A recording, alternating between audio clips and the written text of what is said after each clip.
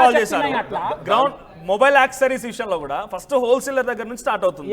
Wholesaler వాళ్ళే, manufacturer వాళ్ళే, first starting manufacture వాళ్ళే, హోల్సేల్ వాళ్ళే, not a problem.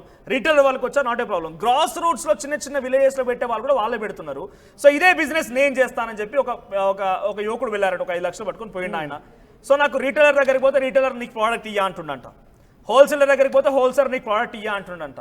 So same person మరి ఆయనకి ఎందుకు ప్రోడక్ట్ ఇవ్వట్లేదు, రిటైల్ బిజినెస్ చేస్తానంటే ఎందుకు కేవలం కమ్యూనిటీకి వేస్తున్నారు? అంటే ఇక్కడ ఉంటుందా కేవలం వీళ్ళు మాత్రమే బిజినెస్ చేయాలి మా దగ్గర నుంచి? Manufacturer, wholesaler, retailer and final కన్జ్యూమర్కి ఇచ్చినట్టు చిన్న కిరాణా వరకు కూడా వాళ్ళే ఉండాలనేది దాని చైన్ సిస్టమ్ ఉంటుందా సార్? ఇట్లా చైన్ సిస్టమ్ అని ఏముండదు. One thing is that there is a concept called particular brands ఉన్నాయి, పర్టికులర్ బ్రాండ్స్ షోరూమ్స్ నడుస్తాయి. ఆ బ్రాండ్స్ ఏముంటాయి, నేనే ఫ్రాంచైజీ ఇస్తాం నీకు, ఈ ఫ్రాంచైజీ ఈ ఏరియాలో ఇస్తే 5 కిలోమీటర్స్ చిన్న యాక్సెసరీస్ కి ఏం సప్లై చైన్ లేదు. ఆయన ఏం పర్సనల్ ఈక్వేషన్ ఉన్నాయి మనకి తెలియదు అన్న, ఆయన ఏం చెప్పింది తెలుసా? మళ్ళీ బహుశా మీరు ఇంకా లైవ్ చూస్తున్నట్టయితే నాకు కాల్ చేసినటువంటి వ్యక్తి రాజు, మళ్ళీ కాల్ చేయండి మీరు. ఇక్కడ దిగ్విజయ్ గారు ఆయన సమాధానం చెప్తారు, because I remember his name.